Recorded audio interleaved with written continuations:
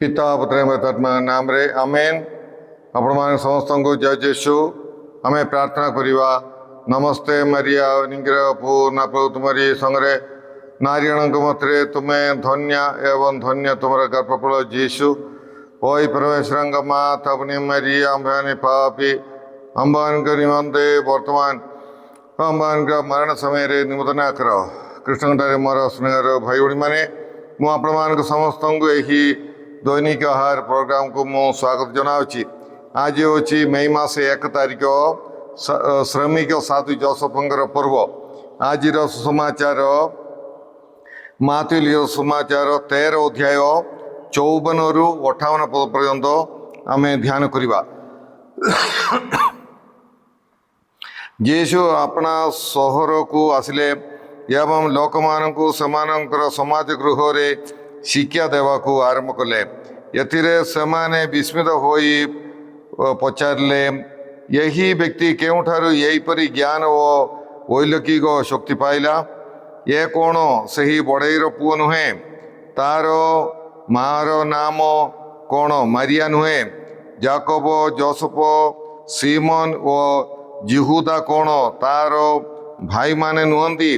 तार भणी माने कौन आमर सहित नहांती? तबे यही व्यक्ति ये सबू पाइला केउठारु? सुतराम यह कही सेमाने यीशु को अपेक्षा कले।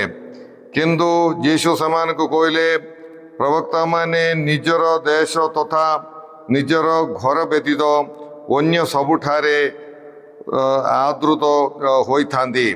से सेमानंकु सेमानंकर अविश्वास जोगु सेठारे अधिक किछि आश्चर्य कर्म कले नाही। प्रभुंकर सुसमाचार। हे प्रभु यीशु ख्रीष्ट तुमर प्रशंसा हे। कृष्णगढ़ मोर स्नेहर भाई भाई मैंने आज मई 1 तारिख आउ अंतर्देशीय श्रमिक मानकर दिन सेपरी कैथोलिक मंडली रे आमे श्रमिक साधु जोसेफर पर्व पालन करुअछु।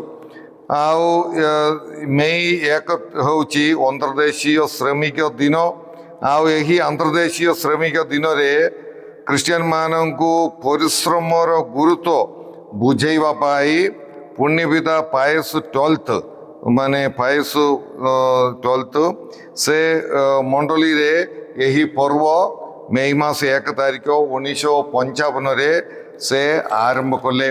जद्वारा मंडली रे परिश्रमर गुरुत्व से माने मंडली लोक माने बुझी पारिबे बोलिकी पुण्यविदा से ही उद्देश्य रे यही पर्व आरंभ कले 1955 रे। आउ पुण्यविदा पायस 12 कहले जे बाइबल रे श्रमिक मानक पाई साधु जोसेफ ठारू गोटे बड़ नमूना आउ पाई पारिबा नहीं। साधु जोसेफ जने बड़े हेकी एतिके श्रमिक मानक पाई उत्तम गोटे नमूना बाइबल रे हमें पाई पारिबा नहीं बोलिकी साधु जोसेफ को श्रमिक मानकर मध्यस्थ हिसाब से घोषणा कले। साधु जोसेफ तांकर कठिन परिश्रम द्वारा यीशु को कुमारी मरिया को से पालन पोषण करते। आम जाचु से ईश्वर निजे घरे थाईकी से प्रभु यीशु कृष्ण को कहले होता सबुदिन तुम्हें आश्चर्य कर्म कर, भात डाली तुम्हें बाहर कर, आउ गोटे आश्चर्य कर्म द्वारा आउ टंका पैसा बाहर कर, आउ आमे आराम रे आमे बंची पारिबा। ईश्वर तो सर्वशक्तिमान से प्रकार किसी कहले नहीं। बरम यीशु एवं साधु जोसेफ कुमारी मरिया 3 जन पवित्र परिवार रे सेमाने कठिन निजर कर्तव्य कले। कठिन परिश्रम करिकि सेमाने बंचितिले एवं सेमाने दैनंदिन सेमानकर पेशा सेमाने पाउतिले। साधु जोसेफ आम पाई कठिन परिश्रमर गोटे उत्तम उदाहरण। से आम समस्त गोटे उत्तम नमूना परिश्रमर गोटे नमूना आम मान प्रदान कर। मनुष्य अवतार यीशु गोटे गरीब परिवार रे गरीब और बड़ई परिवार रे से जन्म हेबा पाई निष्पत्ति करी यही जगतर सबू काम दाम को भल बोलिकी घोषणा कले। तेणुकरी माने आमे बड़े काम बोली कहले एते गोटे बहुत बड़ गोटे ऑफिस काम परी नाई किंतु गोटे साधारण काम आउ प्रभु जीशुख्रीष्ट से ही बड़े परिवार को बाछिकी सब काम भल बोलिकी किछि सेतिरे किछि कोन सब किछि चोट बोलिकी किछि भाबिवा दरकार नहीं आउ बोलिकी किछि लाज करिवा कोनोसी काम करिवा पाई लाज करिवा दरकार नहीं ये सब आम मान को प्रभु जीशुख्रीष्ट शिक्षा कले एवं से कहले जे सब काम भल केतेक ओलसुआ लोक माने काम दाम माने माने कौन अच्छी आमे ओलसुआ न होकि काम दाम करने प्रभु जीशुख्रीष्ट आंब मान को अनुप्राणित करती साधु जोसेफ आंब मान को अनुप्राणित केबे हेले आमे आमे ओलसुआ हेबाकु नहीं सब आमे परिश्रम करवा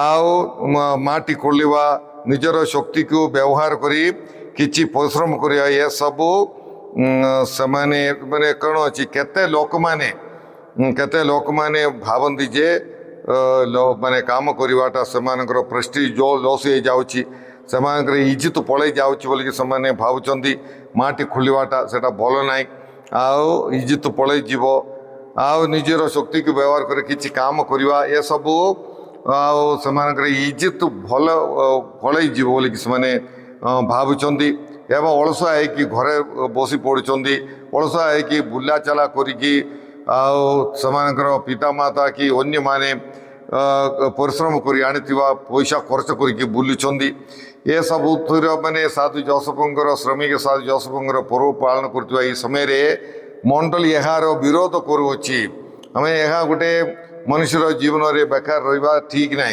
जेकोसी काम आमे करवा उचित किछि सेतिपाई आमे किछि लाज करवा दरकार नहीं द्वितीय तेसलोनिय 3 अध्याय 10 पदरे साधु पाउल कहउछंती जो माने परिश्रम करंती नहीं से माने न खांदु एटा देखो बहुत स्ट्रिक्ट भाव रे साधु पाउल कहउछंती साधु पाउल जने तंबुकार थिला सतबेले घर द्वार एते बंदा बांधी चालू नथिला बोधवे तेणुक से तंबुकार बहुत किछि काम चलतिला से तंबू बनवा पाई तेणुक से जड़े तंबुकार बोलिकी आम साधु पाउलंकर भिन्न भिन्न चिठी आम बुझीपारिचु एवं से तंबुकार काम करिकी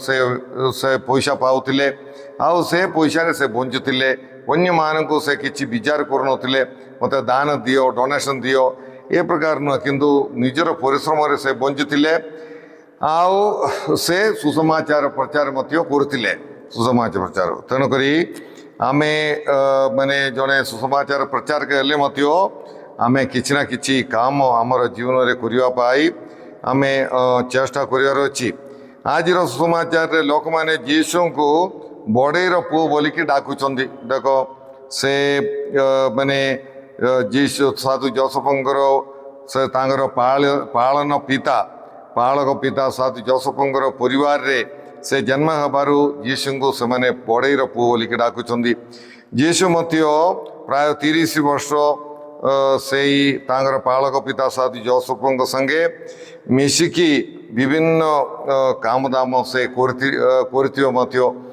आमे जानिछु से तो बेकार बसी नथिले प्रभु जीशु ख्रीष्टर जीवन में आमे देखिबा 30 वर्ष से घरे रोते तापरे जहाँ कि से कले आमे जानी पारचु आउ से केबे मत्यो से 3 वर्ष जतबेले से सुसमाचार पब्लिक मिनिस्ट्री सुसमाचार प्रचार करथिले सतबेले से दिन राति मत्यो से चला बुला करिकी से सुसमाचार प्रचार करथिले आउ रोगी मान को सुस्थ करथिले खाइबा को लोक मान को खाइबा पाई देउथिले एमदी पिशाचों को अशुद्धात्मा को दूर करथिले आउ बहुत परिश्रम प्रभु जीशु ख्रीष्ट करवाटा आम देखिपारचु से केबे अलसुआ होकि रहीबाटा आम देखिपारना हो तेणुक जीशु छोट बेले से बहुत परिश्रम से करते बड़े काम तांकर बापा संगे मिसिकी से करते ए प्रकार सबू जीशु परिश्रम को से उत्तम विषय आम समस्ते परिश्रम जीवन यापन कर बोलिकी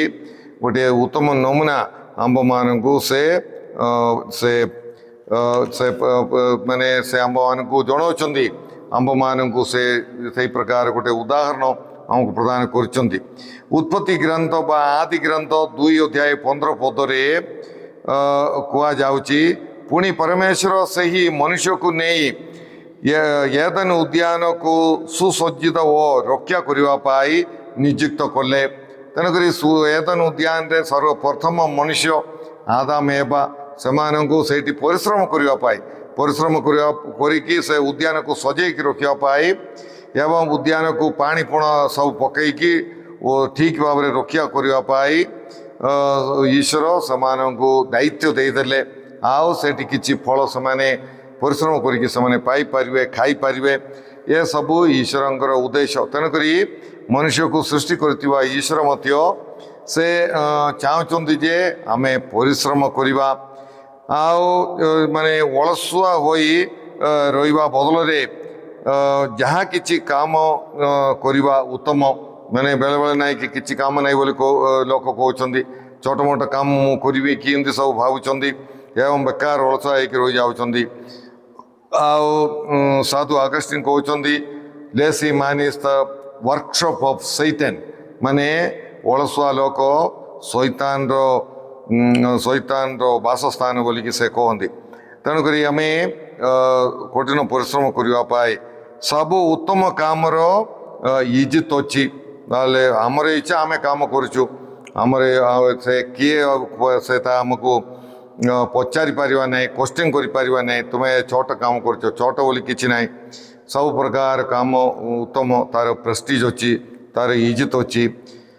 ଆଉ ପରିଶ୍ରମମାନଙ୍କୁ ଲୋକ ସମ୍ମାନ କରିବେ, ଭୟ କରିବେ ମଧ୍ୟ। ଆପଣ ମାନେ କଠିନ ପରିଶ୍ରମ କରିବା ଲୋକମାନଙ୍କୁ ସେ ଜଣେ ଚାଷୀ ହେଉ କି ଯିଏ ହେଉ, ଲୋକମାନେ ତାଙ୍କୁ ମାନିବେ, ତାଙ୍କୁ ଗୁରୁତ୍ୱ ଦେବେ, ତାଙ୍କୁ ସମ୍ମାନ ଦେବେ।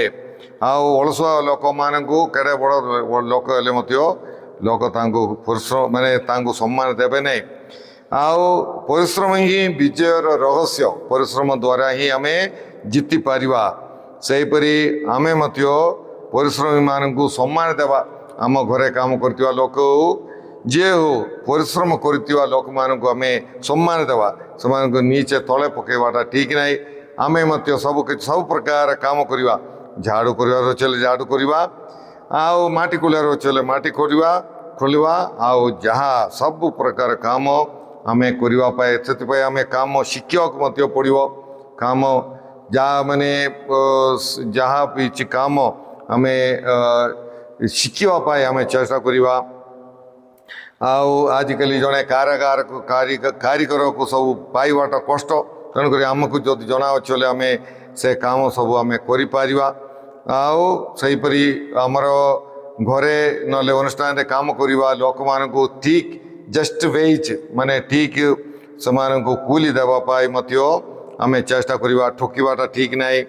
ସେହିପରି ଆମର ଯେଉଁମାନେ ଆମର ଚାଷୀମାନେ ଆମମାନଙ୍କୁ ଖାଇବା ପାଇଁ ଯୋଗାଡ଼ କରନ୍ତି, ସେମାନଙ୍କୁ ମଧ୍ୟ ଆମେ ସମ୍ମାନ ଦେବା, ସେମାନଙ୍କ ପାଇଁ ପ୍ରାର୍ଥନା କରିବା, ଆଉ ସେମାନଙ୍କୁ ସମ୍ମାନ ଦେବା। ଆଉ ସେହିପରି ସେମାନଙ୍କର ଅଧିକାର, ଯାହା କିଛି ସେମାନଙ୍କର ଅଧିକାର ଅଛି ତାହା ଆମେ ପ୍ରଦାନ କରିବା। 8 ଘଣ୍ଟା କାମ କରିବାର ଅଛି ହେଲେ 8 ଘଣ୍ଟା କାମ କରିବା, ଆଉ 10 ଘଣ୍ଟା ନାହିଁ।